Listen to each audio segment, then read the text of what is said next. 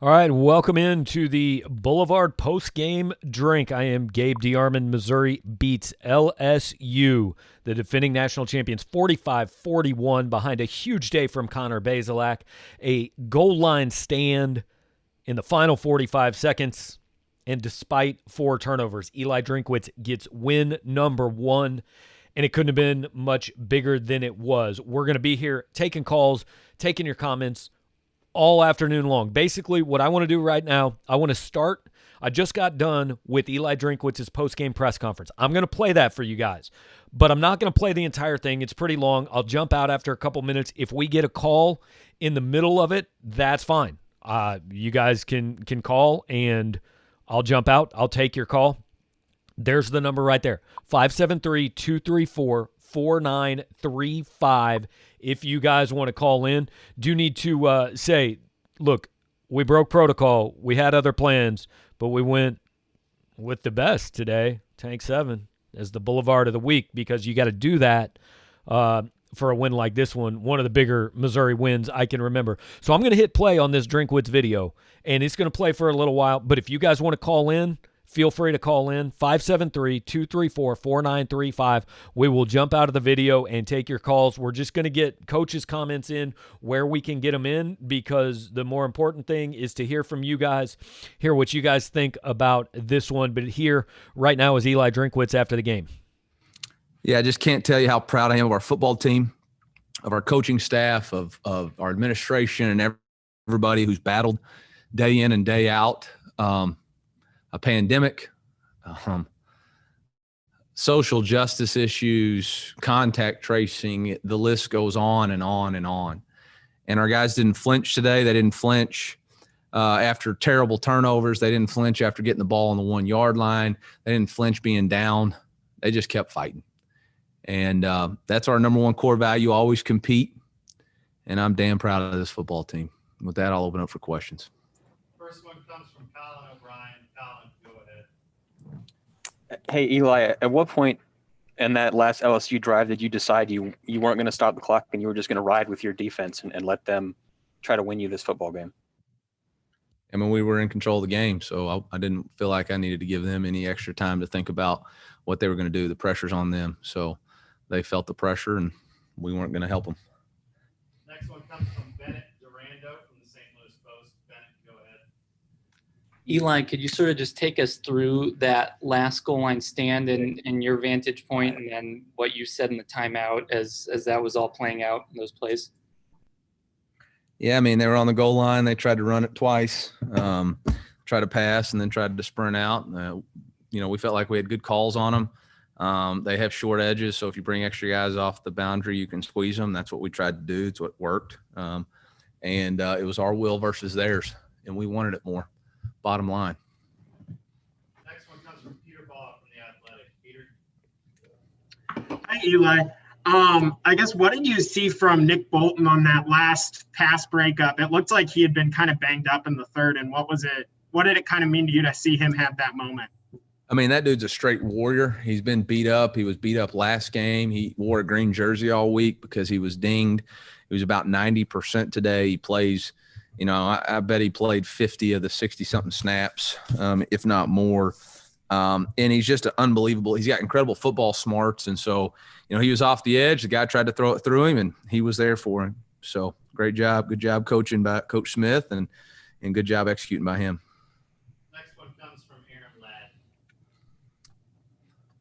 Ladd. Coach, how much of an impact, if you think it made an impact at all, of the change of venue? Did it help to have home fans? Yeah, absolutely. Yeah, it helped us. It helped us. Next one comes from Dave Matter from the St. Louis Post. Dave. Eli, how much of a challenge was it for your offense to be missing some experienced receivers? And what can you say about the guys that stepped up today in those big roles? Yeah, I mean, it was a challenge all week, and Toski stepped up and made some big-time plays. Deontay Smith made some big-time plays. Michael Wilson, a converted quarterback, had the big-time catch blocking on the perimeter. Barrett Bannister does what he does. Tyler Beatty was involved in the pass game too. So it was a collective effort, and, again, next person up mentality. It's not about the talent. It's about how you function as a unit, and our unit decided to function at a high level today. Next one 40 from Power Mizzou. Mitch. Eli, you all obviously, were down 3 of your top 4 defensive linemen. What can you say about the guys who played on the interior there, especially on that last goal line stand? Just a lot of heart and effort, toughness, and mental, psychological warfare. I mean, Brick needs to be considered Dr. Phil this week for all the things he was having to do to try to get people available to play, and just proud of our football team. I mean, that's the job of a team, is to step up when somebody else is down, and they sure did it today. Next one comes from Bill Pollock from Missouri Net.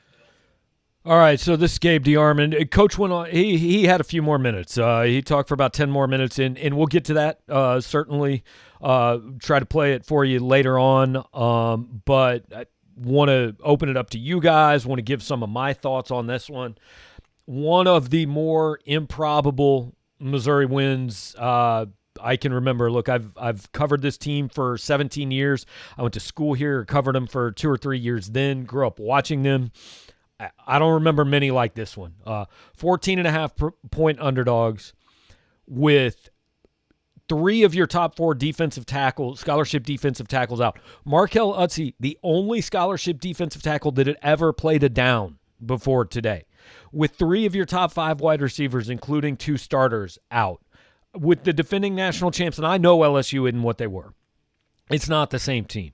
But with those guys coming in a game that was changed midweek to a different location, albeit at home, and probably helped Missouri more than it helped. I mean, probably hurt LSU more than it hurt Missouri. But all those things. And then, look, it's real easy to sit here or to sit out there and think things all through the game, right? And if you were one of the ones commenting that Ryan Walters needed to be fired second quarter, third quarter, please call in. Let's talk about that.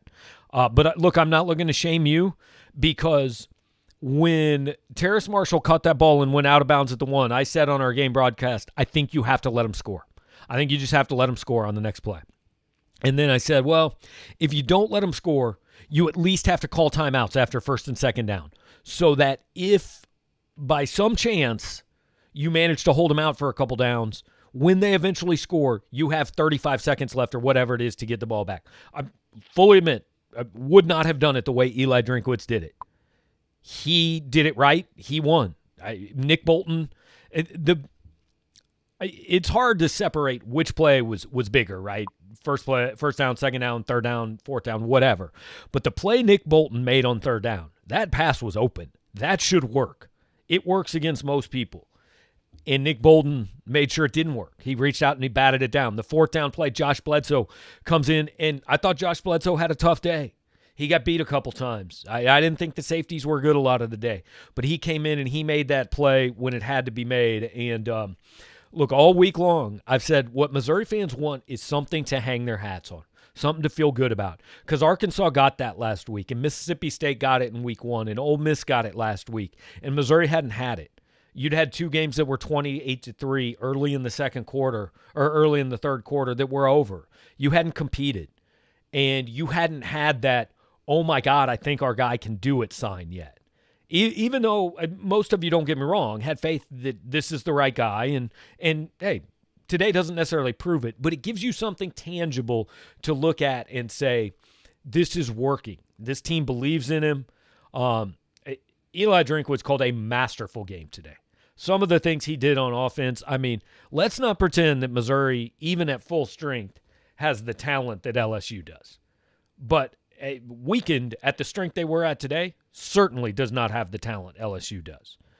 He schemed them to 45 points and 500 yards against the defending national champions. And Bo Pelini, man, got undressed by, sorry for the bad mental picture, but by Eli Drinkwitz today.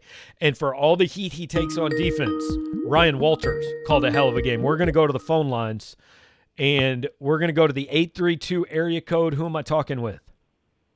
I'm talking with Patrick. Patrick, what's going on, man? Where are you from? Well, calling from Edmond, Oklahoma. Okay. Currently watching the Red River rivalry and hoping both teams somehow lose. I tell you what, there were so many great things about today's game that just it's like, where do you start?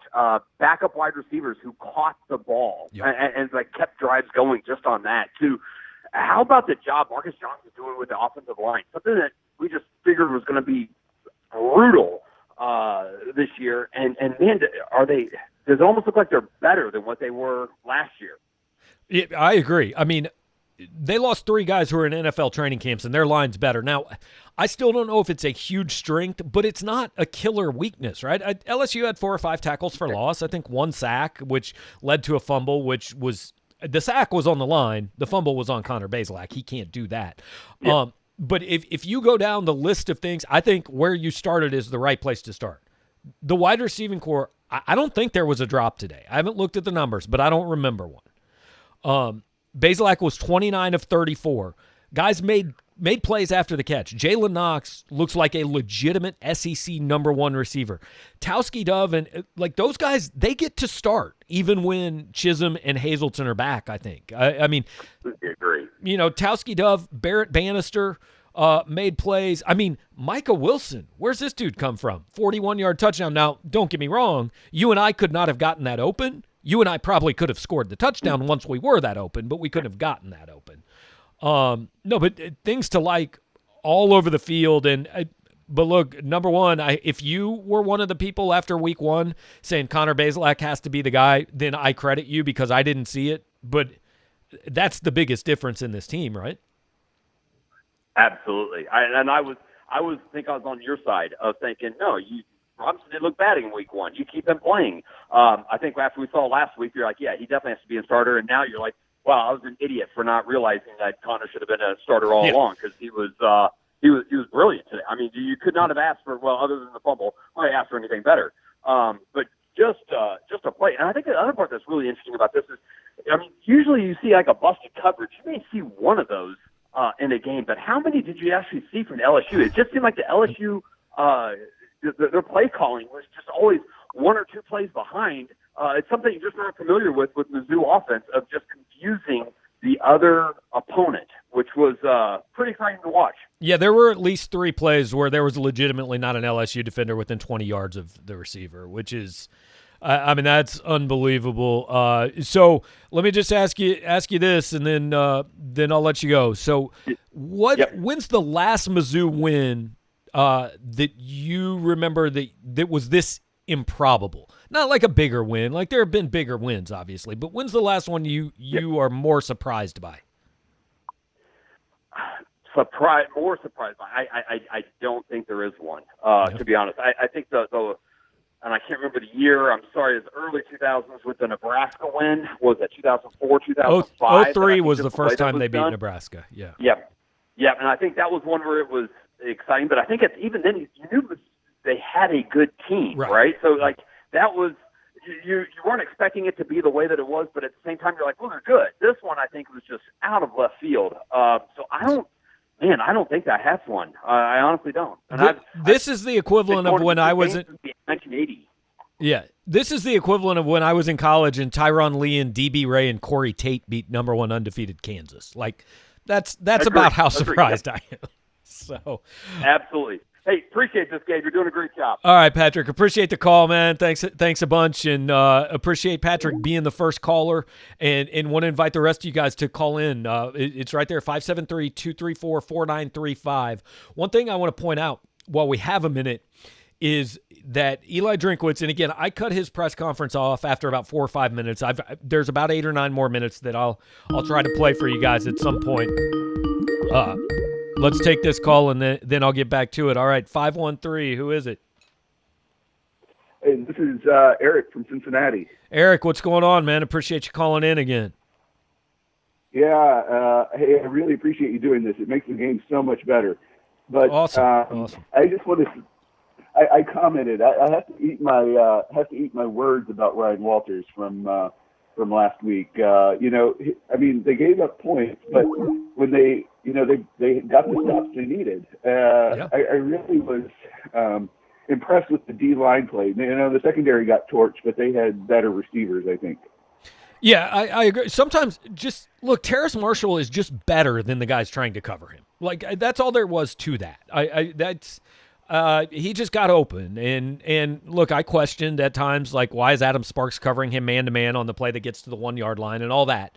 but overall he was just a better player. But yeah, Ryan Walters and hey, Eric, appreciate the call, man. I'm getting another one. We got a lot of calls rolling in, so I'm gonna kind of hang up on people and go to the next ones. But thanks for calling, and I will definitely continue to answer your question. All right, 816. Who am I talking to? Kurt in Kansas City. Kurt, what's up, man? So yeah, we're firing through calls. So what do you got? What difference do you see in the offensive philosophy with this team and past years? Yeah, appreciate it. And Kurt, I tell you what I'm going to do, because we're getting a lot of calls. I'm going to hang up. I'm going to answer it while you watch, but I'm going to answer that and the last caller at the same time, because we do have a number of people coming in, and I can't take 3 or 4 calls at one time, so I got to keep the line open. But I appreciate the call, and I'm going to answer your question as soon as I hit hang up, so I hope you're watching. Okay, sounds good. All right, Thank you. Thanks, Kurt. I mean, the offensive philosophy, look, that game, that was a masterfully called offensive football game. And Drinkwitz said in his press conference, he said when you score early, he actually said this last week, if you can score early, that frees you up to do other things. He said today, when we got going early, we got off to a fast start, and the guys had confidence, and it gave me confidence as a play caller that I can call anything, and they're going to execute it. But I mean, flea flicker, I think on the first drive of the game, right? First play of the game was Wildcat. He later called a reverse flea flicker, reverse toss back to the quarterback, throw the ball. A couple of jet sweeps to Jalen Knox. Some of the screen passes, even the ones that didn't work, were really, I mean, that was the most creative offensive game plan I've seen in a long, long, long time. And Eli Drinkwitz deserves, that's everything that you hoped he would be when Missouri hired him. That game. I mean, that was a masterfully called offensive game. I mean, he threw for 406 yards against a team that features the best defensive back in the country in Derek Stingley Jr. Unreal. Undressed Bo Pelini, like I said. And then back to Eric's call before about Ryan Walters. Look, mid-third quarter, we had a lot of people in the game chat talking about Ryan Walters doesn't know what he's doing. This is a bad defense. Walters going to get fired, blah, blah. And I said, guys, he's given up 38 points to LSU. And by the way, hey, 602, what's up? Who am I talking to? Hey, this is Mike.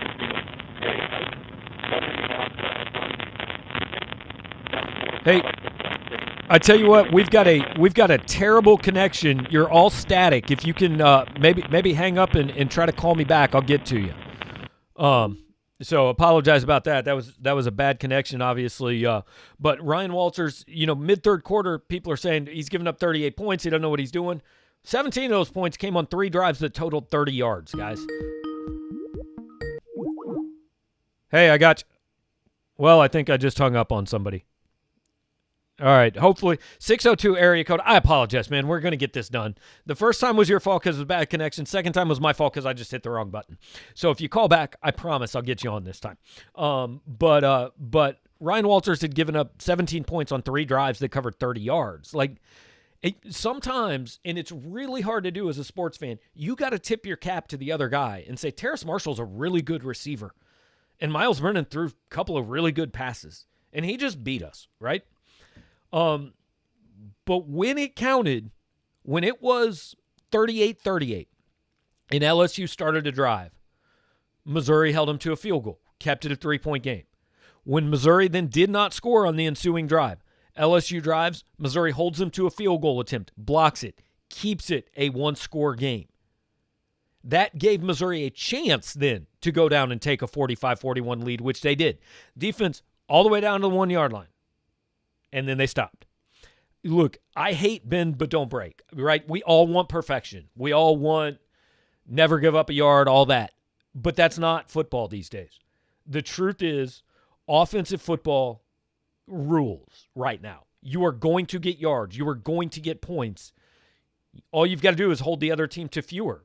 Look, I'm not saying Ryan Walters is a genius or this is the most dominant defense in the country, but they were good enough today. No question. All right, 816, who is it? Thanks for signing up for Cat Facts. Oh, it's Cat Facts you will again. now I receive want to a listen to daily this for a phone second. call with a fun fact about cats. To cancel this subscription, say cancel. Well, it wouldn't even tell me what my cat fact was, so I'm fairly disappointed in that.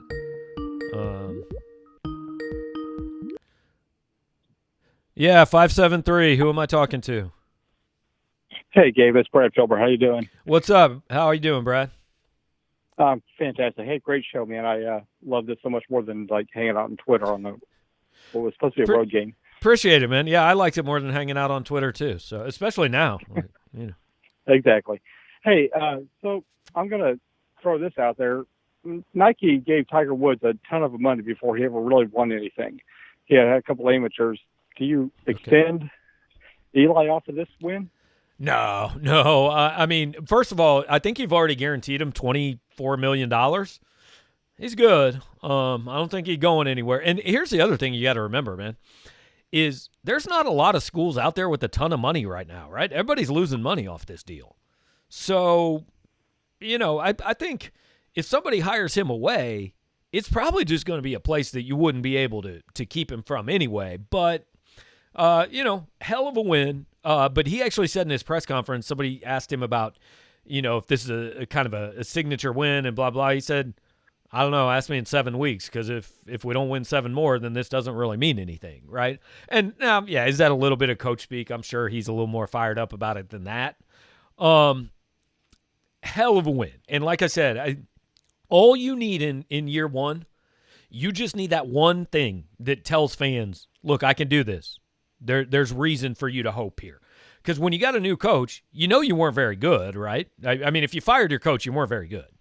So all you're looking for is hope. And Brad, appreciate the call, man. I'm getting another one coming in, so I'm going to answer that, and I'm going to keep going. Is that cool? I appreciate it, Gabe. All right. Thanks so much, man. Thanks, man. Yeah, 314. Who am I talking to? Hey, Gabe. It's Scott in Virginia. What's up, Scott? How you doing, man? I'm good. So did you see a parallel between this game and the Georgia 2016 game? Because to me, it seemed like it was like a spitting image down to we held them at the end there instead of not. Scott, I'm so glad you called in right at this time, because I was just talking about what you need in year one, right? And what you need in year one is that thing that gives people hope. And that was Barry Odom's second game, Georgia in 2016. And kind of like this LSU team, that wasn't a great Georgia team, right? They were good. I think they finished 8-5, 8-4, something like that. So it was a good team. It was a better team than Missouri was at that time. And they had the lead. And I think it was 4th and 20. Isaiah McKenzie caught a touchdown pass that ended up giving Georgia the win. And Missouri, and hang on one second, I'm going to add somebody here and have them hang on. Okay, so I got a 636 area code. If you can hang on for just 1 second, I'm finishing up an answer, and then I'll get to you. Is that good?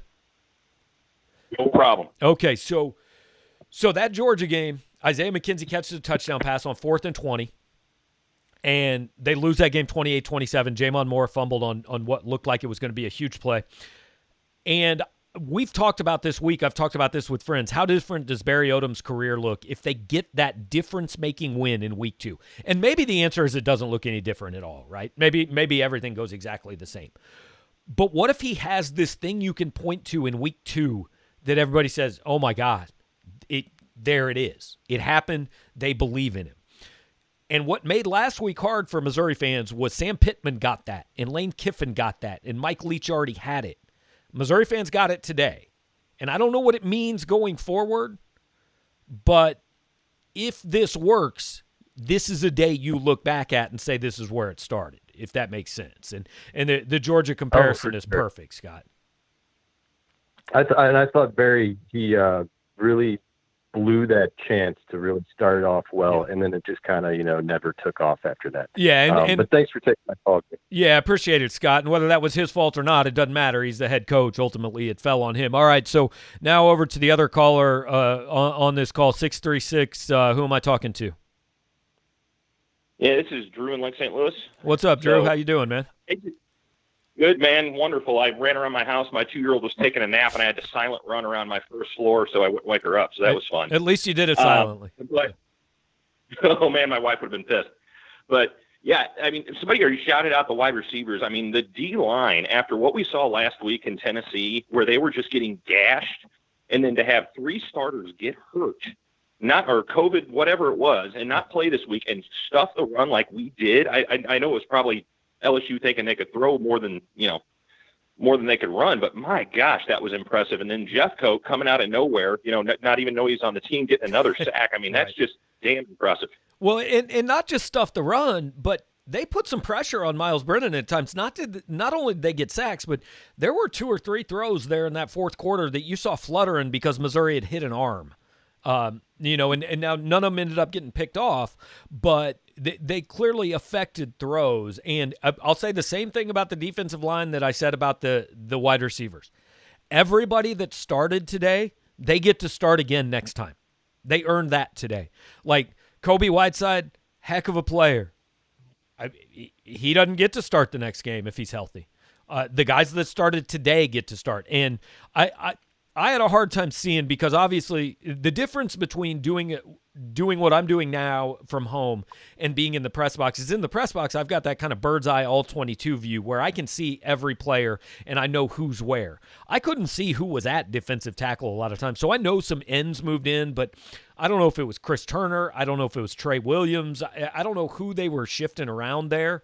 But obviously the guys that were out there, I agree with you, man. Heck of a job. And yeah, they gave up 41 points, but they did enough to win the game. And Nick Bolton's play and Josh Bledsoe's play don't happen if that defensive line doesn't get the push to stop their 2 running plays on that goal line stand. Yep, 100%. And then also Rakestraw's the real deal. I mean, I'm insanely impressed with that kid. I mean, he is definitely showing the Alabama and Texas offers coming out. I mean, that kid can play. Did you? I'm not sure. Did he come back after he got hurt after the blocked field goal? Yeah. Okay. Yeah, because that blocked field goal on the replay, I thought, oh, man, if he just picks up that ball cleanly, it's a touchdown. And then he didn't pick it up cleanly, and he tried to fall on it, and he got hurt, and it's like an insult to injury. But, no, I agree with you. I like him. And Ish Burdine, I think, is a step behind, but I think he's got a chance to be pretty good, too. And they've kind of got that combo of Burdine is the bigger, more physical one, and I think Rakestraw is probably the more athletic kind of shutdown corner. So I think there's a lot to like there. And we do this a lot with when there's a coaching change, we like to just say everything the old guy did sucks. I think you have to remember that the old staff did bring in Ish Burdine, Connor Bazelak, some of these guys. So Isaiah McGuire, who I thought flashed today. So, now credit goes to Eli Drinkwitz for using him well and all that. But just kind of to the point of, let's not just say everything old is awful and everything new is way better than that, because, even when Gary Pinkel came in, like everybody liked to talk how bad it was, his first bowl team was built on the back of Larry Smith's guys. So I think you have to at least recognize that contribution. Yep, 100%. Appreciate the answers, Gabe. All right, Drew, thanks for calling in, man. Appreciate it, and hope your daughter still sleeps for a little while longer. So appreciate all the calls, guys, and I am trying to keep up, and if you've called in and I haven't been able to get to you, do it again. I promise. I'll try. I know there's comments. We're going to get to some of those, and I tell you what I'm actually going to do now, while we currently do not have a call coming in, what I'm going to do is jump back into Eli Drinkwitz's press conference. I'm going to restart it. It's going to start at the beginning. I'm going to have to fast forward to kind of catch up to where we were, which I'll do. Well, won't do that quite yet because we got a call coming in. All right, 573 area code. Who is it? Hey, Gabe, it's Justin Ferguson. What's up, Justin? How you doing, man? Yeah, you were. So how's the Jaeger consumption going today? Before the game, I thought it wasn't going to be very well. Yeah. The Jaeger consumption was very well today. I think I ended up doing like 12 Jaeger bombs so far. I mean, it is getting late. It is 3:45, so yeah. It is, and I'm perfectly fine, perfectly well. Obviously, I'm not going anywhere. I'm going to sit here on my couch, finish watching Texas, Oklahoma, and then get over to Georgia, Tennessee. But that is why you do not let them score. You were right at the end of the game like that. You were right. Now, you said Because that in our in-game anything- chat. I said let them score, and you said no, anything can happen. Now, let me ask you this, though. After first down, when you stuff the run, would you have called timeout?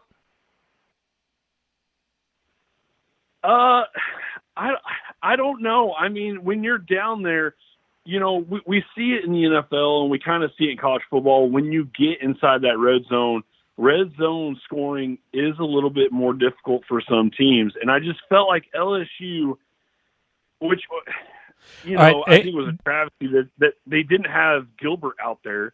But I didn't feel like LSU was really a threat to run it in. I felt like they had to try to throw it the entire time. And I mean, hats off to Walters. I mean, and Bledsoe.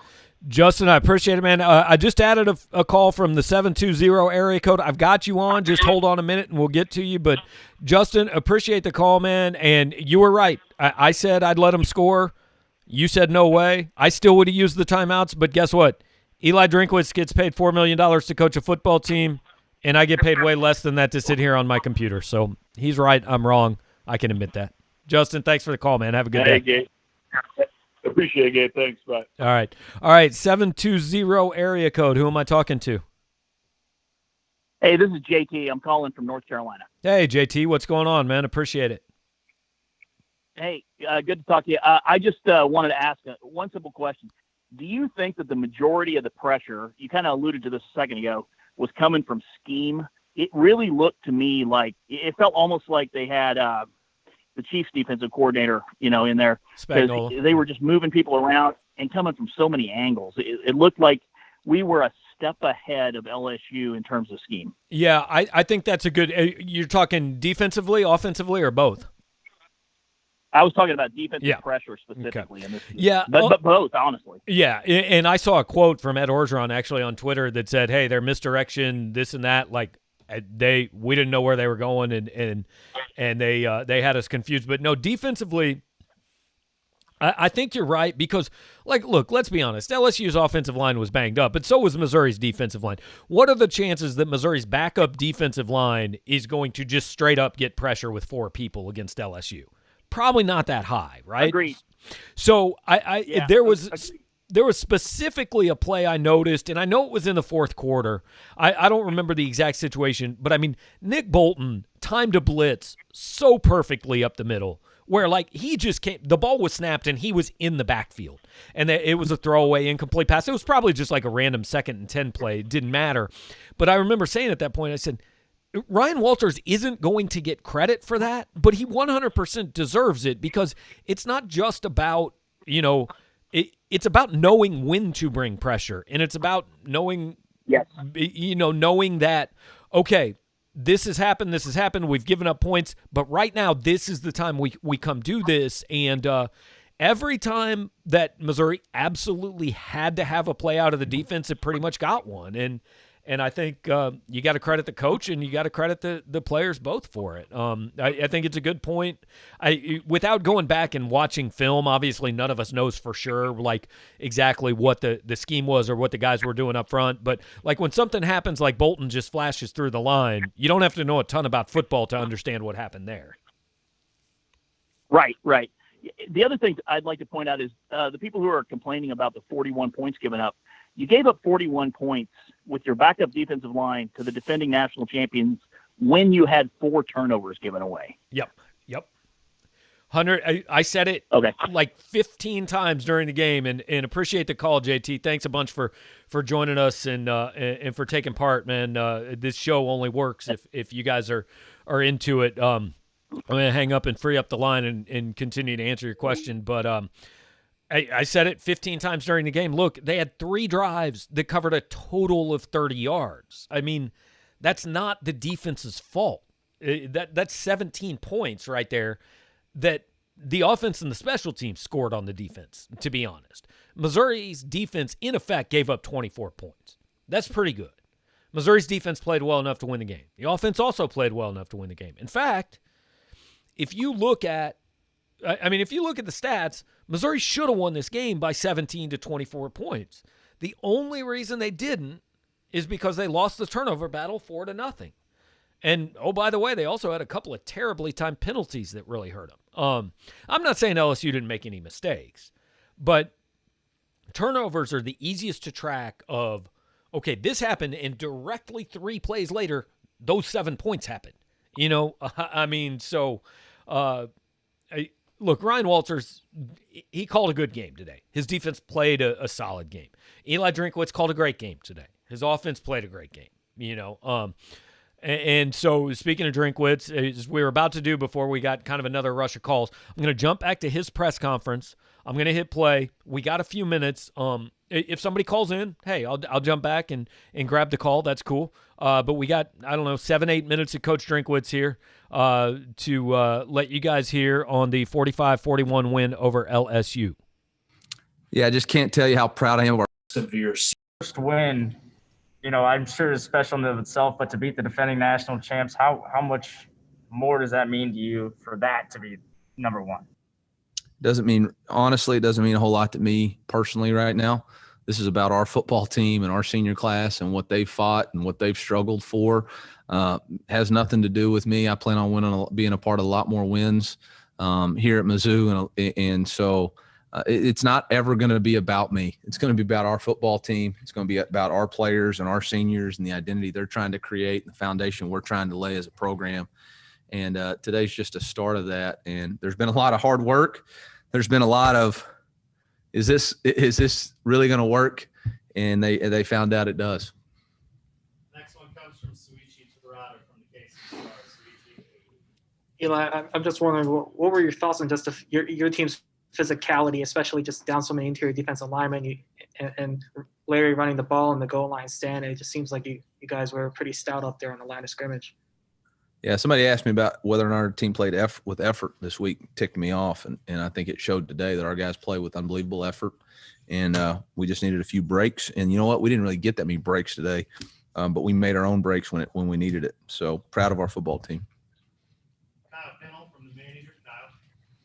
Coach, Larry Roundtree took the first snap. You guys got a flea flicker touchdown. What did you see over film this last week that gave you the confidence to make some of those calls early on that obviously paid off? We had noticed that their corner safety combination, if you try to push crack, both had bad eyes, and we're going to, since the ball's handed off, we're both going to drive down. Felt like we wanted to set it up with the first 2 plays, establishing the run. And then, got a first down completion on that third down. Tyler Betty comes in, makes a great catch for us, and sets it up for us. So, it was great job by the offensive staff and great execution. They ended up bringing the corner, ended up coming all the way, and Larry turned around and took the hit off the quarterback, and the backside safety got over the top, and Toski had to make a great catch to finish the end zone. Jack Sobel from the Maneater. Jack. Coach, what can you say about Connor's play today? I'd say it's pretty good. Andy Humphrey from KCBR. Yeah, Coach. Obviously, coming into this game, third down defense was that a bad bit of a body struggle. language by the previous reporter. He threw his hands up. Yeah, that's bad body language right there. Go ahead. I'm sorry. I apologize. No, it's okay. You're fine. Today, you didn't let up a third down conversion. LSU was 0 for 10. That had obviously been a struggle coming into this game. What can you say was kind of different this time around? Yeah, I thought we did a nice job getting pressure. Our man-to-man coverage held up. Coach did a nice job mixing in man zone, keeping them off balance. And it was a great job. Yeah, great job. Next one comes from Eric Blum. Eric, go ahead. Coach, you mentioned earlier on that this win meant a lot to you and your team. Can you just give us a little more insight into just how much this team you think has been through to get to the moment and how much this feels like a payoff for you guys? I think it was March, maybe 16th. We cut these guys loose and we didn't know when we were going to get them back. And we got back in June and had to follow new protocols that nobody's ever seen before. We've had players on our team get a virus that nobody has a cure for. There was a point when it looked like college football was going to get canceled, and then it came back. And then we had to do walkthroughs that nobody's ever seen before. We've had to do a fall camp that nobody's ever seen before. We were supposed to fly down and play in a hurricane, and now we're playing a home game. We lost 7 guys from the travel party for contact tracing and other things. I mean, it's just every day there's something new. We've had players opt out. We've had players transfer. Every day seems like there's something new. And I know that there's always those questions, is this really going to work? And those guys didn't flinch. They didn't flinch. That locker room stayed together. They could have flinched after a turnover. They didn't. They could have flinched after another turnover. They didn't. They could have flinched after a turnover in the third quarter. They didn't. Could have flinched after we went 3 and out. They didn't. They just blocked the field goal. We went down and scored. They could have flinched when the ball got put on the 1-yard line. They didn't. They just kept playing this play. They just kept playing this play as hard as they can. And to have that mentality this day and age, that's what real winners do. That's what real winners do. Randy Carricker, go ahead.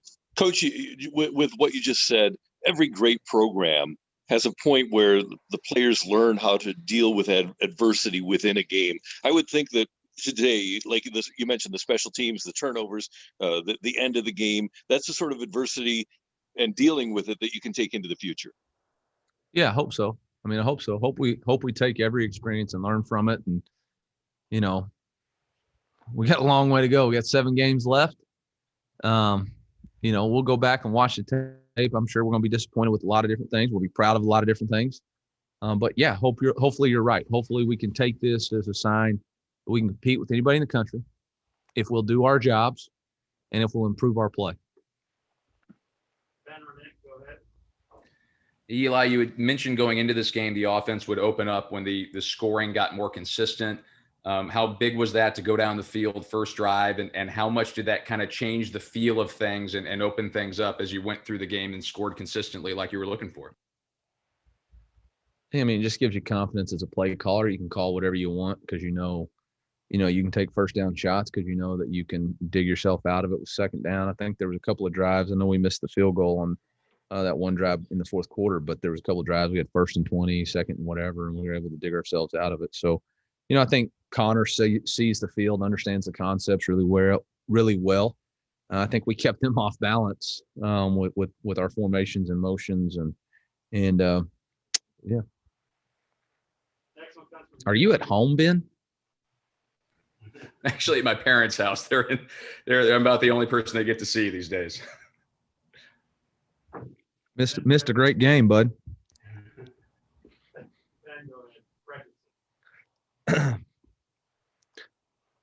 Hey, Coach, there's a lot of talk in the SEC about signature wins and in a win early in a coach's career that can kind of put a stamp on the direction of a program. Curious if you're a believer in that theory and if you think today would count as one. Ask me at the end of the season if we've won 7 more. I have no idea. Right now we got win 1. There's 7 more games. Unless they cancel the season today, no, it's not a signature win. It's just a win. We got a lot more to work to do. We beat a good team. We fought hard, but unless they're giving us a trophy, I didn't see any trophies out there. So let's just keep on moving forward. Okay. Let's just keep on moving forward. All right. We got time for 2 more guys. Players are starting to get outside. So Mitch 40, go ahead. How important was it to start fast today after you all have played from behind early each of the past 2 games? Yeah, I think that was all it was. I think it gave everybody confidence that, yes, we can play, we can score, we can get out in front. The things that we practiced are going to work, and it was big for us. That's why we took the ball, and I'm glad it worked out. Peter, go ahead.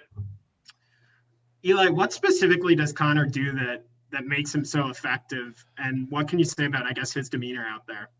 Yeah, toughness, preparation, decision-making, accuracy, and leadership. Those are the 5 characteristics of a great quarterback and a guy that we want to be our quarterback, and he demonstrates all of those consistently. He's mentally tough. He's physically tough. He wasn't rattled by the fact that he was getting pressure. He prepares the right way. He knows exactly what to look for on any situation. He's got great decision-making ability. Plays broke down. He knows how to throw it away. Plays perfect. He knows where to go with the football. He's accurate with the football. He puts it where our guy can catch it. Nobody can catch it. And, man, he's a leader. He doesn't get rattled.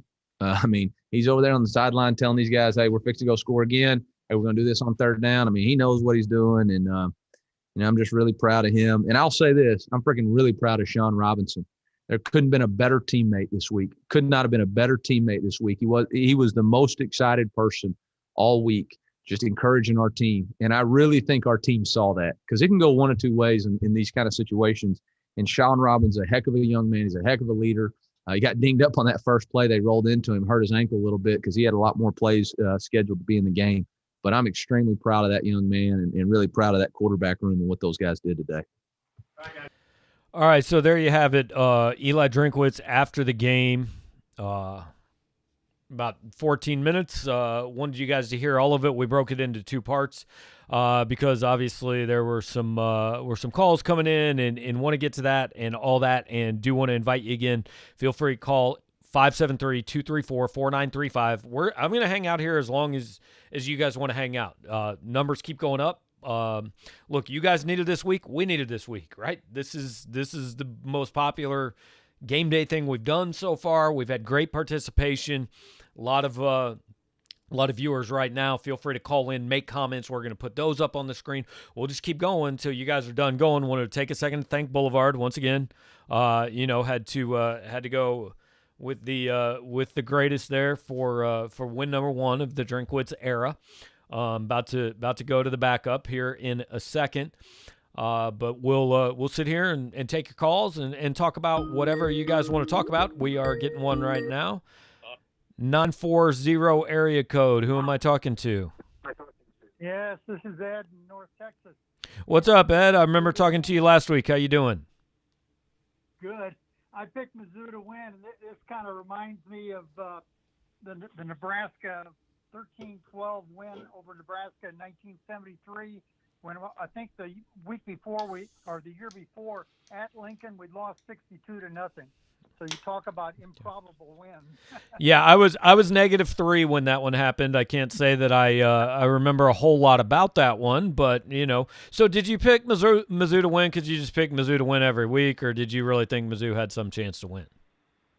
No, I thought they had a chance because LSU replaced so many players. I think they had to replace 17 starters or something from offense and defense. And I just thought Bazelak could do it. Now, I made that pick on Power Mizzou before I knew they'd lost 3 wide receivers. And nobody would have picked him at 10 o'clock this morning. No, I don't think I would have. Yeah, but no, heck of a win, man. 1973 in Lincoln. I maybe I'll ask my dad about that one, but I don't remember that one. Yeah. Well, no, in 72 they lost 62-0, and they came home, and the game was 6-6 till late in the game, and we punted to Nebraska, and they fumbled it on about their 5-yard line. We punched it in, and they marched right down, and this is very, very late in the game. They marched right down, got the touchdown, went for 2, and missed it, and we won 13-12. All right. It's not that was a game. It's not the most important 2-point conversion Nebraska's missed in its history, but it might have been the first. So. Yeah. All right. Well, Ed, appreciate the call, man. Hope you enjoyed the game. Thank you so much for everything. All right. Yeah, thank you. Thanks a lot.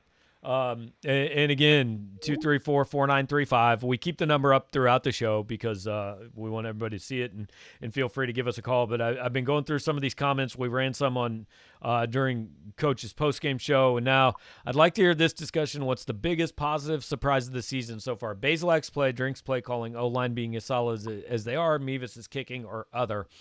Mevis is a pleasant surprise. Don't get me wrong, but feel like it's the kicker. I was surprised when they trotted him out there for a 56, 57 yarder. To me, it's got to be Connor Bazelak. I mean, this guy, I know a lot of people had faith in him based on last year. And again, the best thing you can do is admit when you were wrong. And I was wrong on Bazelak. I'll admit that. But the coaching staff didn't ID him as the starter coming out of fall camp. And to have been able to envision him going 29 of 34 for 406 yards against LSU, wow. That's I don't think anybody could have seen that coming. So I think that's got to be the biggest surprise. Offensive line has been pleasantly surprising. Again, I'm not ready to call it a strength, but you aren't noticing them a ton, which clearly means, hey, they're doing a decent job because If you don't notice them, then the offensive line is playing well. The time we tend to talk about the offensive line the most is, oh my God, what are these guys doing? They're going to get somebody killed. I mean, we went into this game today, Mitch Forty and I on the pregame show, and we said goal number one is just stay healthy. Just keep everybody alive going to Vanderbilt next week when you might be able to win. Credit to Missouri for not believing that. Drinkwitz listed off all the things they've dealt with. And look, every other team in the country has dealt with that too, right? So, but first year coach and all that, I mean, I can't tell you the last time I've been more impressed and more surprised by a Missouri team. So in going back through some of the wins, I don't know the last one. The last Missouri game, somebody brought up a good one. 2002 against Illinois, Brad Smith's first game. It wasn't necessarily shocking that they beat Illinois, but Brad bursting on the scene and all that. That same year, the Oklahoma game, when Oklahoma was number 1 or number 2 in the country, and Brad almost beat them all by himself. Oklahoma ended up winning the game using a fake field goal. But, you know, that was probably the last time a Missouri team that I expected so little of performed so well and gave you so much on that day. And I think you guys know, most of you watching this show probably subscribe to our site. If you don't, powermizzou.com, check it out. Mitch Forty is over at the stadium busting his ass, writing a ton of stuff, interviewing players. He'll have a lot of stuff tonight. When I get done with this, I'm going to write some stuff for tomorrow morning. So we'll have a lot of stuff over there. So if you don't subscribe there, please do. But most of you watching this probably do.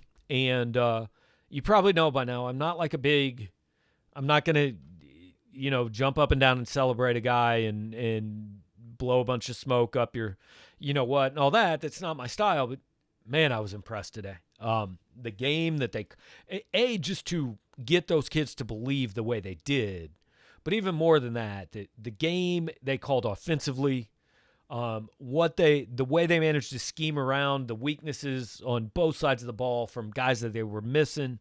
I mean, again, Markel Utze was the only scholarship defensive tackle who had played a down of college football. And they held LSU to 45 yards rushing in like 2.9 a carry. I mean, they deserve it's just absolutely a ton of credit for everything that happened. There's Connor Bazelak's going to be SEC Player of the Week. I would be stunned if he isn't. Eli Drinkwitz, they might, he could ask for the key to the city this week.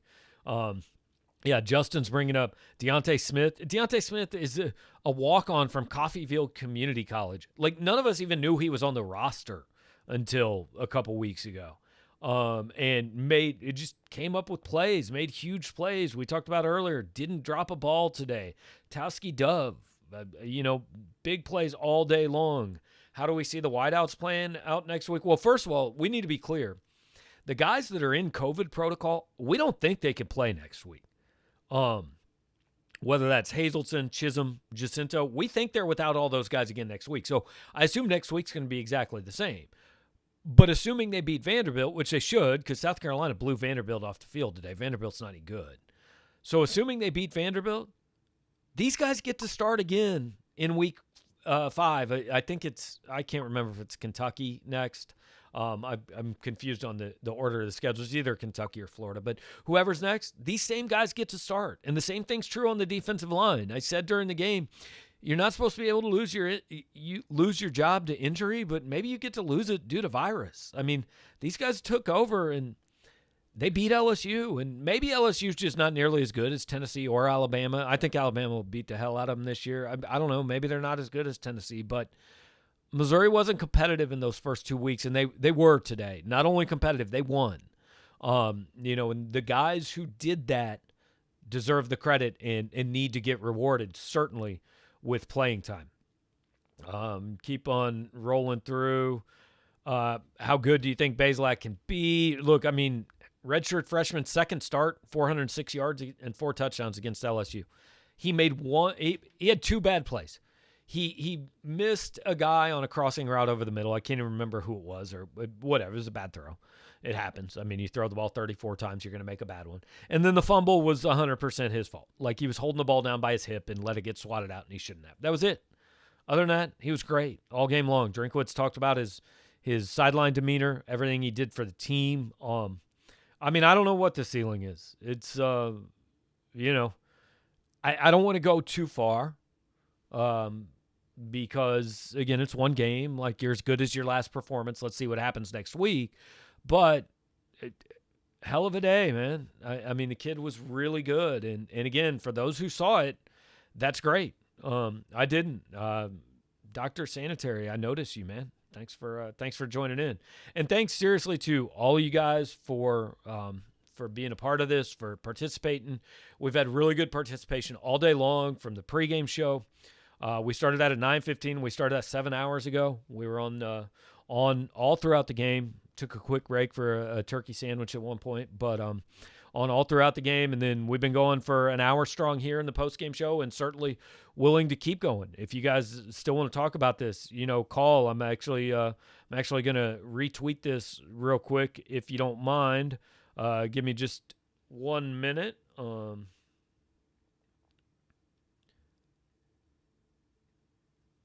on, I'm trying to do 6 things at once, so.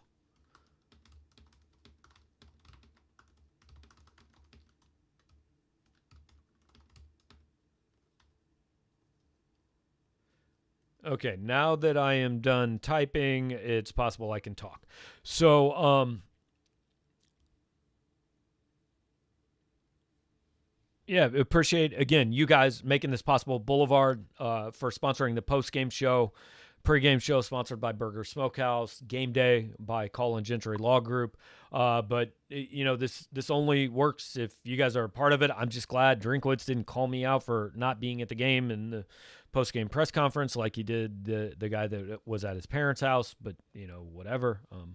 We all have our reasons for how we're covering things. What impresses me most is the players they won with. Yeah, I mean, this was a team that was down. I bet if you go back and count up, they didn't have 60 scholarship players. So we're jumping on to the Skype line 314. Who am I talking to? Hey, you're talking to Ben in St. Louis. What's up, Ben? How you doing, man? Hey, I'm doing great. What a fantastic game by the Tigers today. I was on the edge of my seat 2 or 3 times going, we've seen this before. They're going to pull it out. Right. And yeah, that game doesn't go Missouri's way usually. No, I'm so used to. I mean, I was just prepared for that last 20 seconds to be, just a miserable point of my day and then move on. And I think it speaks to the team and to the coach that they broke the trend. And I think this is the win that Barry Odom never had, and frankly wasn't going to have. And we're on the right track now. It feels that way. And Basilak seems like the real deal. I'm super excited. Yeah, I appreciate it. And there is part of you that has to go, it's one win, it's week 3, hang on. But I completely understand why you're thinking that way because, like I've said all week long, in year 1, all you need is something to give you, you need tangible evidence that this is going to work, right? And today was tangible evidence. Look, LSU's probably not – I know they're not what they were last year. Maybe they're not even what they were 2 or 3 years ago.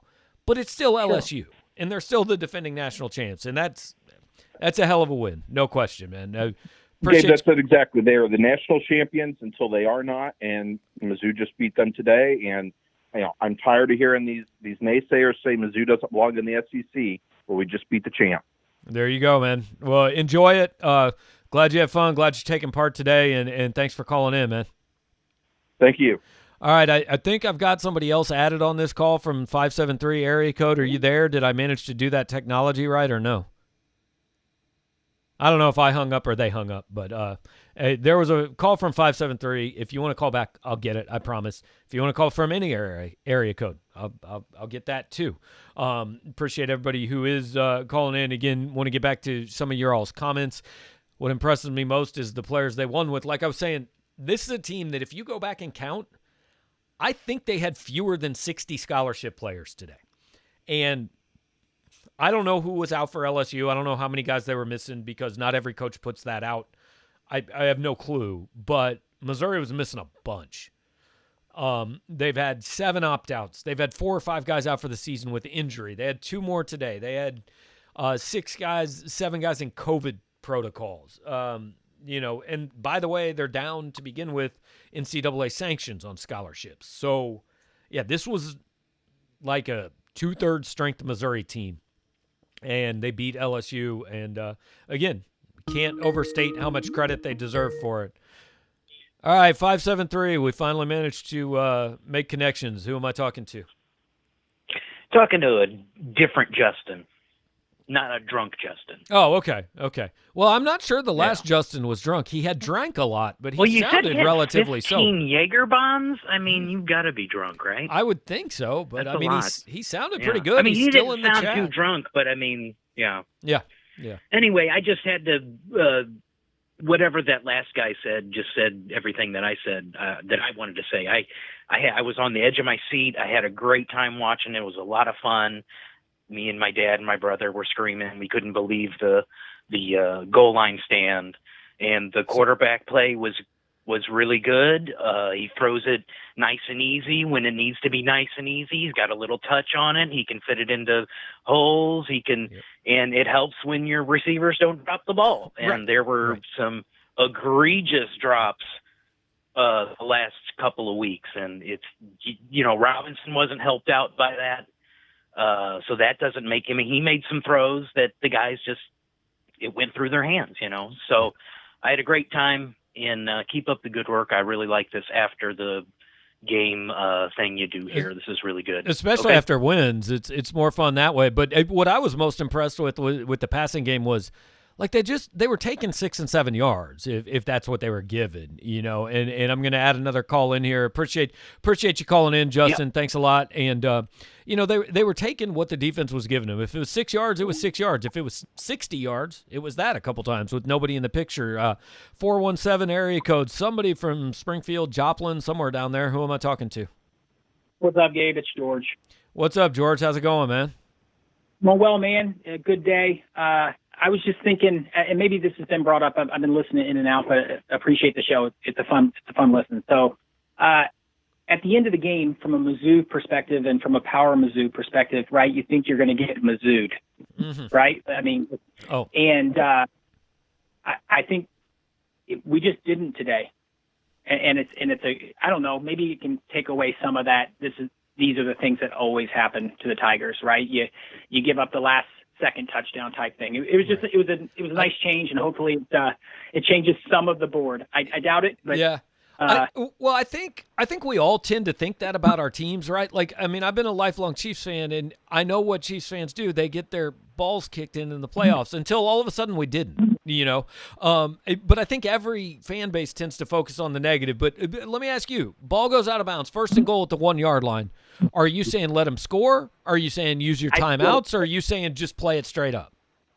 I said let them score because I figured they were going to score with no time left. Right. So I said let them score, and we've moved the ball previously. I was actually saying about 2 or 3 plays before that, I think you got to use a couple timeouts in case they score. Right. And Drinkowitz said, hey, we were in the lead. I wasn't going to give them any help. More power to him. Now, look, he looks great because it worked. It's like every coach says, right? If it works, you're a genius. If it doesn't work, you're an idiot. And if it didn't work, we'd all be sitting here going, see, I knew. But it works. So credit to him, man. And great day, no question. Talk to you later, man. All right. Thanks for the call. Appreciate it. All right. 229 area code. I got no idea where this is. Who am I talking to? Hey, yeah, so this is St. Louis and who's transported to Southwest Georgia, so I'm in UGA territory. So I got something to brag about this week. There you go. Yeah. I'm sorry? Yeah, no, what's on your mind, man? How you doing? Yeah, I just wanted to talk about the receiver play because, he brought in a lot of graduate transfers and, that was a weakness. We've had a lot of drops, and then there's his name I've never heard of, Deontay Smith. I saw Dove, he had some appearances in the back, but I kind of wanted you to talk to us about, maybe this receiver group might not be as bad as what we initially thought, especially, over the last 2 weeks. Yeah, you're right. I mean, I thought it was a huge weakness, and maybe all it took was to start the guys nobody's ever heard of, right? I mean, look, Deontay Smith is a walk-on from Coffeyville Community College, I mean, we will this week. I promise there's going to be a lot of stories written. How the hell did this happen? Where did you find this guy? Where did this come from? But two of the biggest plays of the game were from guys that Micah Wilson, a converted quarterback who a lot of us probably thought, I'm a little surprised he didn't transfer.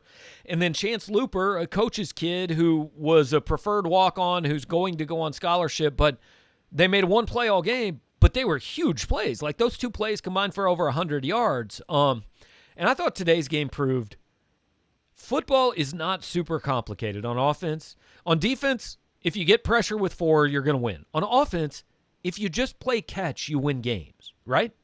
I mean, throw a 6-yard pass, catch it, do it again, you've got a first down. Do that 6 times, you just scored. That's all Missouri did today. They played catch. LSU had more. Missouri had 2 or 3 big plays, but LSU had more explosive plays, right? But Missouri just said, hey, you want to give us 7 yards? We'll take 7 yards. We're good. And they managed to do that all day long. And I think receiver is one of the things you definitely feel way better about today than you did 24 hours ago.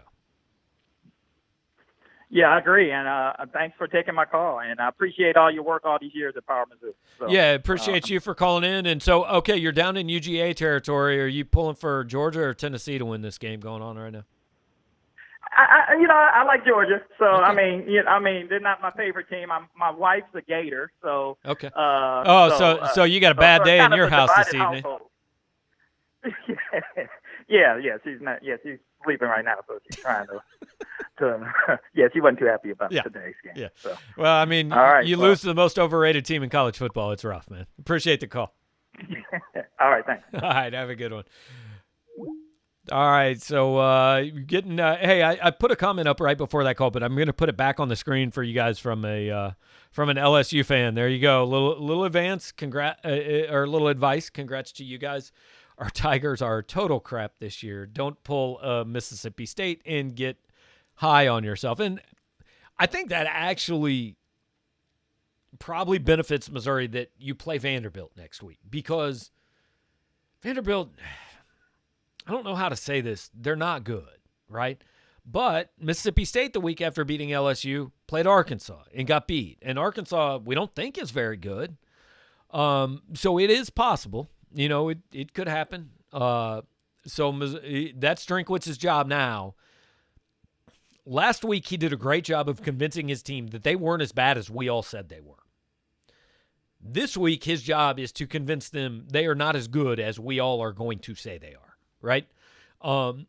Because as much as we all talk about and coaches talk about not getting caught up in the name on the front of the jersey, let's be honest, man. We're a little caught up that Missouri just beat LSU, the national champ from last year, right? Now, we all know that's not LSU from last year, but that's a pretty big deal. Missouri, by the way, now I think leads the all-time series 2-1 maybe.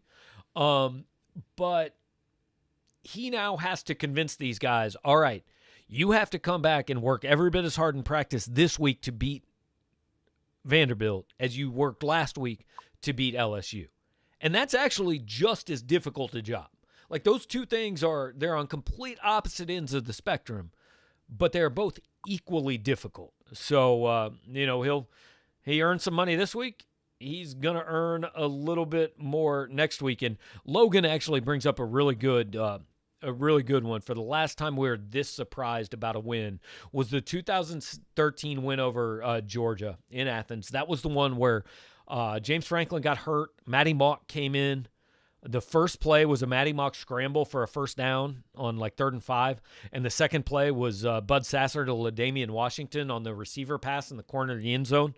And Missouri won that game. I can't remember the final score now, but I was with Aaron Murray at quarterback, and that catapulted Mizzou to the SEC East title.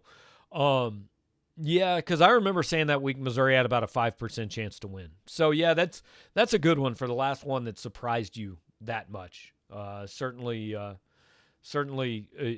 good one. Yeah, David, just comment.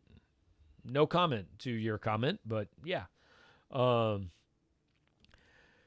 Yeah, okay, so Jim brings up the clock management at the end of the first half. I was kind of torn on this. I said I probably would have called a timeout when LSU was in like second and I don't know, they were in like second 17 or something. Didn't run. Okay, this could be dangerous. Unknown person calling, but we're gonna take a shot. Who am I talking to? Barry Odom. Yeah, I don't think this is Barry Odom, but what's up, man? All right. Well, yeah. I knew it probably wasn't going to be great when unknown person popped up on the screen. But honestly, it could have been far, far worse. Again, we have no screening. I'm just doing this by myself. Hey, things can happen, but it didn't happen. Anyway, Jim saying, question of clock management. So it was second and long. LSU either ran or completed a short pass. There's about 1:40 left. And I was saying on the game thing, watch along, I said I'd call a timeout here and put LSU in like 3rd and 10, 3rd and 12, whatever it was, and make them get it because Missouri still had 2 timeouts at that point. They didn't call a timeout, went 40 seconds, something like that. Ended up getting the stop on 3rd down, getting the punt, and then they ran the ball a couple times for about 9 yards, but just went to half. I understand. I said at that time I would have probably been aggressive and tried to go for points, but I didn't have a huge problem with not doing it. His team had turned the ball over 2 or 3 times, and the worst thing that can happen there is that you either have a bust on defense or you have a turnover on offense that leads to an LSU touchdown. That puts them up 31-24 at half, and they're getting the ball to start the second half. If you take a knee, worst case scenario is you come out of the first drive of the second half down 7 points, which is what happened after Missouri got a stop, but then Roundtree fumbled on the 2 and LSU scored. So that was worst case scenario. If you try to be aggressive at the end of the first half and it doesn't happen, you're down 14, and then that's a lot bigger hill to climb. So, all right, going back to 417 area code, who am I talking to? Hey, this is John. What's up, John? How you doing? I'm doing good. How are you guys? Not bad. What's on your mind, man? So I just want to say how important I think it was. During the offseason, there was some discussion about Tyler Beatty leaving, possibly, kind of some speculation on that. He was kind of cryptic in some social media posts, and he ended up obviously it's an off-season tradition. We do this every year with Tyler. Yeah. Sure, but the importance that he has on this offensive unit, I think, can't be understated with his explosiveness and the difference that he brings in, being able to spell Roundtree in snaps and being able to work in different positions. Whether it's coming out of the backfield to catch passes or even running inside traps. I think that him staying and him being involved in this offense is one of the biggest pieces. And I liked how today as well, it seemed like Drinkwitz, especially in the first half, was using Jalen Knox in some different kind of packages, getting him out on the outside, getting him the ball. That seemed a bit different than we've seen him being used really over the last year and some change since his freshman year. So I was really pleased to see him finally get some of those guys out in space and getting some of the explosive talent that we do have, open and being used. And I feel like those 2 guys you're talking about are the 2 guys that I watch play and say, yeah, they've got the speed to play with anybody in this league, right? I mean, even in the Alabama game, which didn't go well, Jalen Knox had a jet sweep that he got the corner against Alabama and got about 15 yards. Not many guys on Missouri can do that. He did. Tyler Beatty had the 59-yard touchdown pass where he actually ran away from a couple guys on Alabama. And you saw that today on the 29-yard touchdown run. He made one guy miss, and then it was boom. LSU wasn't going to catch him. And I feel like especially for Beatty, it's shown up with Knox too, but especially for Beatty, this offense, with all the misdirection and all the tricks, it takes advantage of what he does well. And I didn't feel like Missouri's offense the last couple of years really could take advantage of what he did well. Yeah, and one more thing, Gabe. I think that one thing in this game that I noticed that was different than past years, and I'm not just trying to knock the past years, but this was a game where with the fumbles, with some of the mental errors, with some of the big plays, especially in playing LSU in a weird, strange year for everybody, it would have been easily, especially with guys missing, all over the line, it would have been easy to give up and think you're overmatched and think that you can't overcome the mistakes. I was so impressed with the coaching, because it is all coaching, that these guys bought in, stayed together, and were able to come up with that goal line stand and stay throughout the game without even giving up on 1st and 1 at the goal. This team showed a lot of character and a lot of heart, and that's more than talent going forward. I totally agree with you. I mean, the personnel, the players deserve credit for it, but the coaches deserve credit for. I mean, this team had 100 chances before kickoff to quit on this game, because I think I did. Most of you guys probably did, right? I don't think if anybody's being honest with themselves, after the news came out this morning of all the guys Missouri was missing, I don't think 1 out of 100 Missouri fans would have picked Missouri to win. I didn't think they should have played the game. Yeah. I thought that they should have canceled it with LSU having travel. I said reschedule it. Yeah. So. Yeah. Anyway, so, thanks, Gabe. No, you're 100% right. Appreciate the call, man. Thanks so much for being a part of the show. And hope to talk to you definitely in future weeks. That was John. And again, guys, thanks to everybody who's taken part, calling, commenting, whatever. We've had consistently over 200 people on this show since the end of the game. We've been going about an hour and a half, and we're going to go as long as you guys want to. We're going to go out now to the 636 area code. Who am I talking to? Hey, Gabe, this is Don Bullware. How you doing? What's up, Don? How are you, man? Long time no talk. Well, it's been a long time. I'm back into coaching myself, and takes a lot of time. And it's been a really weird last few months. Yeah. And I must say, I have no idea what I'm going to say, but okay. I felt compelled to call in. Crazy game. I'm an older guy, 65 years old. I've lived through a lot of great Tiger victories and heartbreaking defeats. And some of them you kind of have a prayer that it might happen. You know me to be a pretty optimistic guy, right? I do know that, yes. Back in the day? Yes. Yeah. I would have never, ever called this one today. And as luck would have it, I wasn't even able to watch the game on TV, some circumstances. So I'm listening on the radio. Mizzou's hanging in. I'm scanning the board. I'm reading, how many players were down, defensive line, receivers. This has got to be the greatest Mizzou win that I can ever recall.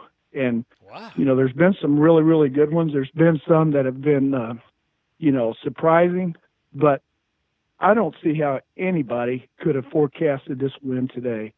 And as I'm listening, and we keep hanging in, we keep answering the touchdown with the touchdown, and just the way the game unfolded.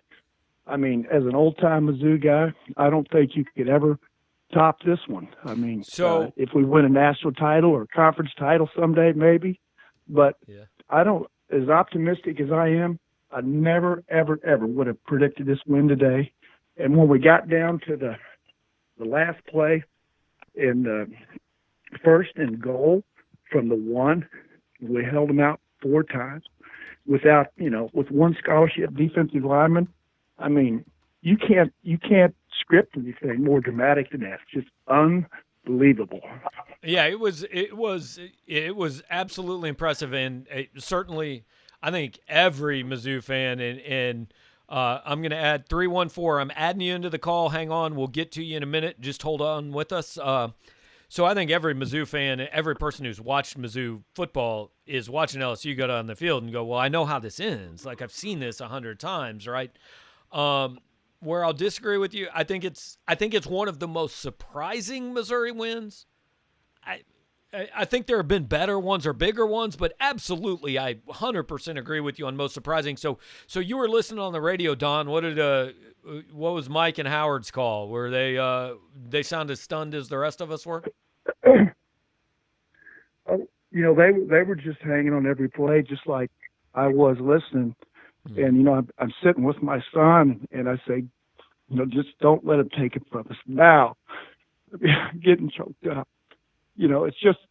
It's maybe not the best one ever because, this was not winning you any kind of a championship or getting you any bowl, but the most surprising and one of the sweetest wins that I've ever experienced. And I'm rambling. I'm going to hang up, but thanks for taking my call, and go Tigers. All right, Don, appreciate the call, man. Thank you very much for calling. And do we still have the other caller on the line? If we do, please go ahead. If we don't, please call back. But Don, seriously, one of the more certainly excitable or optimistic, excited Missouri fans I know. I have done something very bizarre with our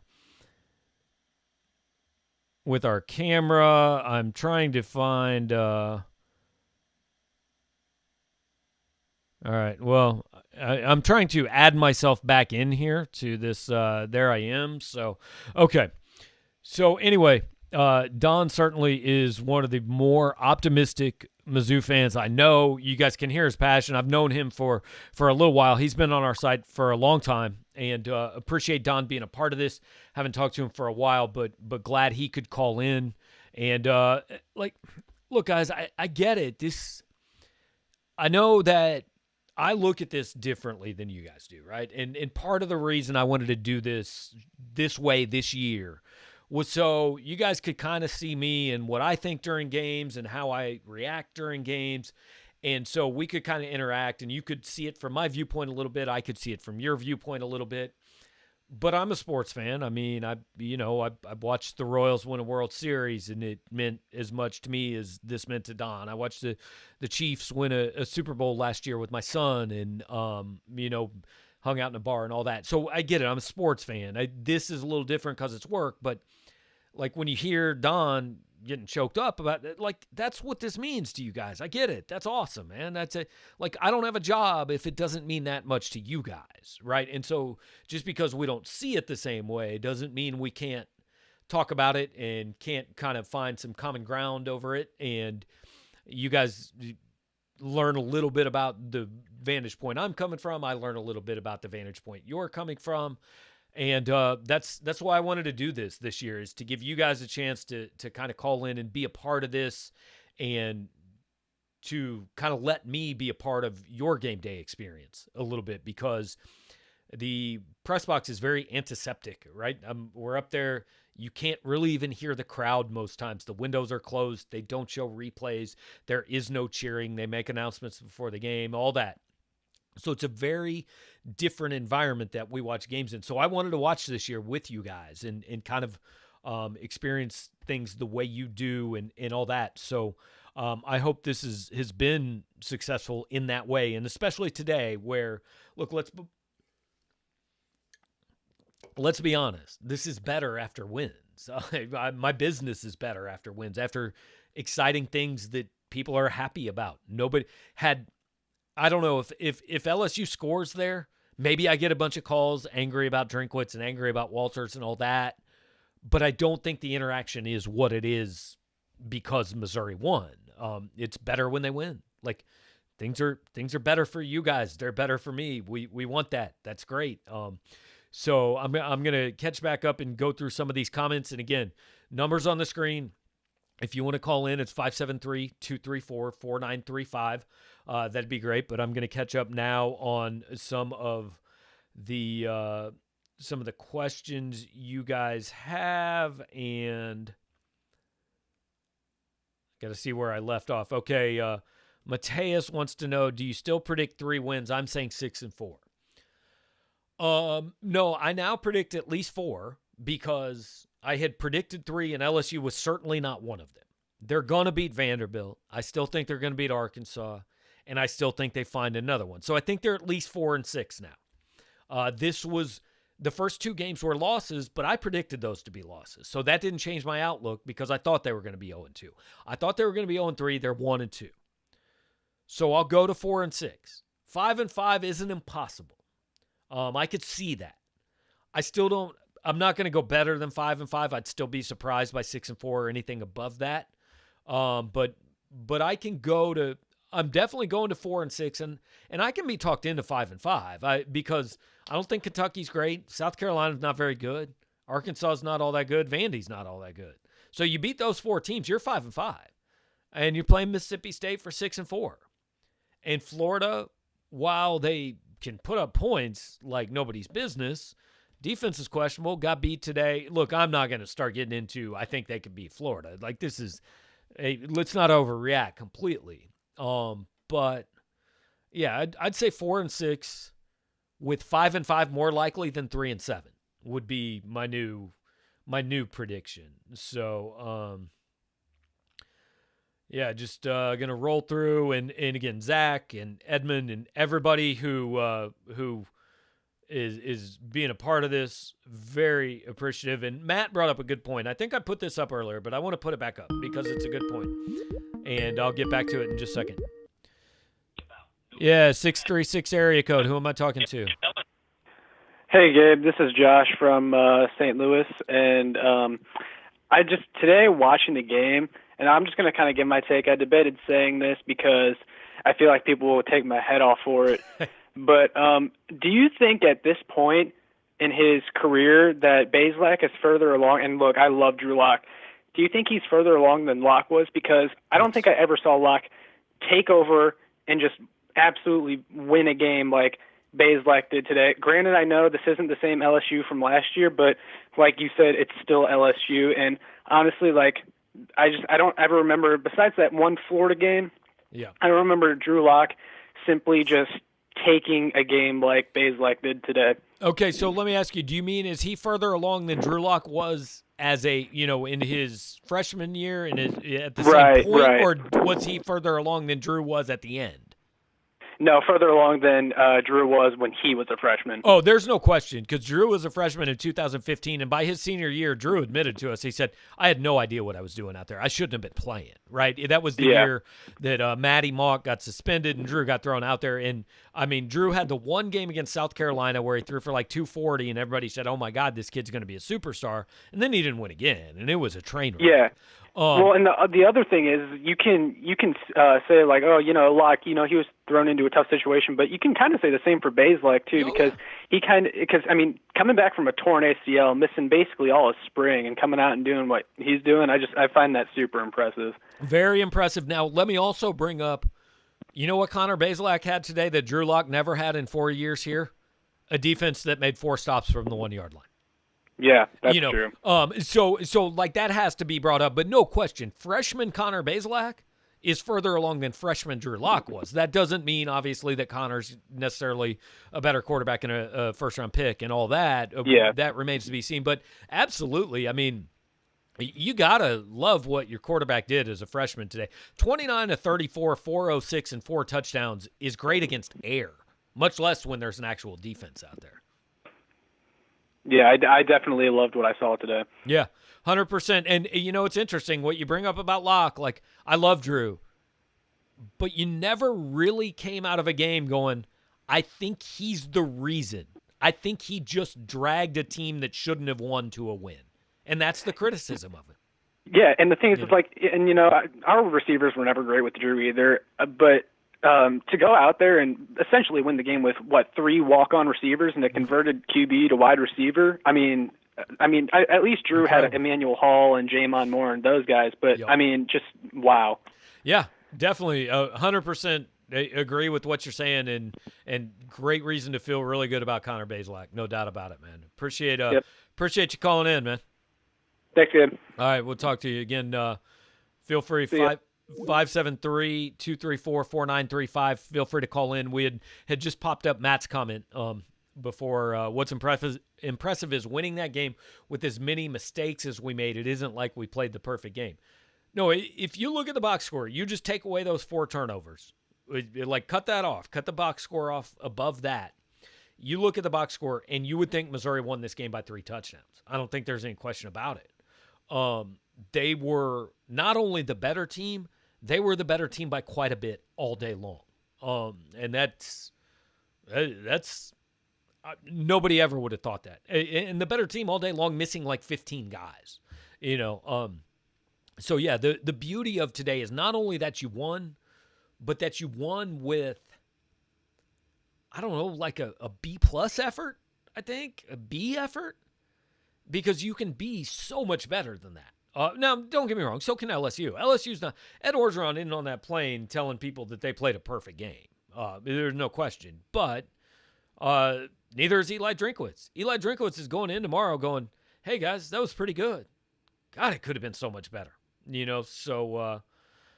So that's definitely something. What still worries you after this game? I mean, I think you got to at least consider that LSU now has been completely exposed defensively in 2 of its 3 games. The only one it wasn't was Vanderbilt. That maybe you beat a team that the school name is impressive, but the actual team is like a 5-5 team, if that. Now, hey, nobody's going to take it away. It's still LSU, but, what worries me is that you swing too far to the other side from where we were a week ago, which was, oh, my God, this is terrible, and they can't compete, and they have no chance, to, oh, my God, we can beat anybody. I mean, the truth's somewhere in the middle.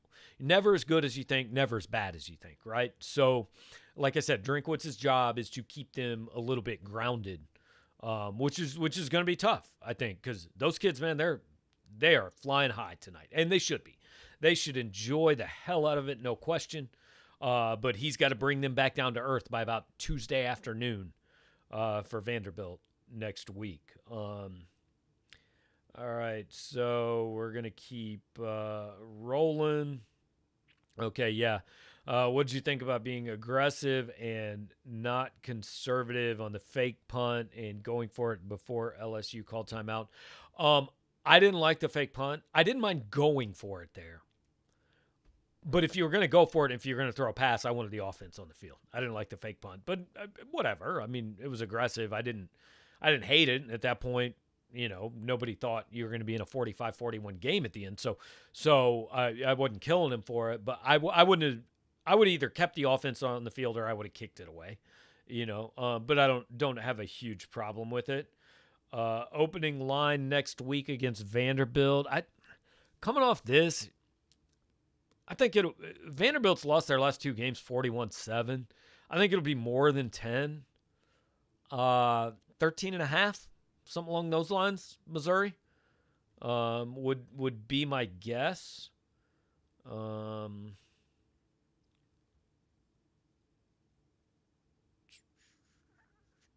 Let's see. There you go. Mizzou last beat LSU 1978 Liberty Bowl. I think they do lead the series all-time 2-1. Thoughts on Rakestraw? Yeah, we talked about him. I think we had a call about him earlier. Really like him and Ish Burdine. Gotta like the future of that position. Asking if Dooley brought in Bazelak. I think that's right. I think he was probably the primary recruiter on Connor Bazelak. Is Elijah Young injured or just not enough touches to go around?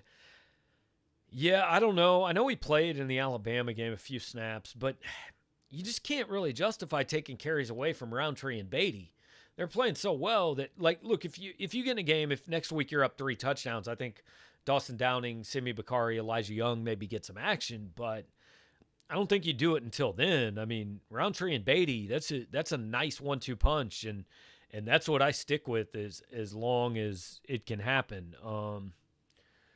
Zeke Powell has played decently. I know at one point he replaced Bobby Lawrence midway through the game. I don't know if he stayed there. Like I said, watching the lines, trying to watch on a computer screen, do this. It's tough to watch everything. So I don't know. I know at one point that Powell went in for Bobby Lawrence. I don't know if it stayed that way.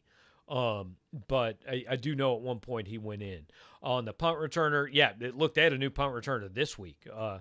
Jarvis Ware replaced Chris Abrams-Drain, and things went okay from there. I do want to stress, and I said this during the game because I saw the replay, the first fumble was not Chris Abrams-Drain's fault today. Jalen Carlise was blocking the gunner, and he shoved the gunner, and he shoved him directly into Chris Drain right before Drain caught the punt. And that caused the fumble. That one wasn't his fault. The second one, completely his fault. Just dropped the ball. 100% his fault. But the first one, not his fault. But yes, Jarvis Ware was back to return punts for the last couple, 2.5 quarters, whatever it was today.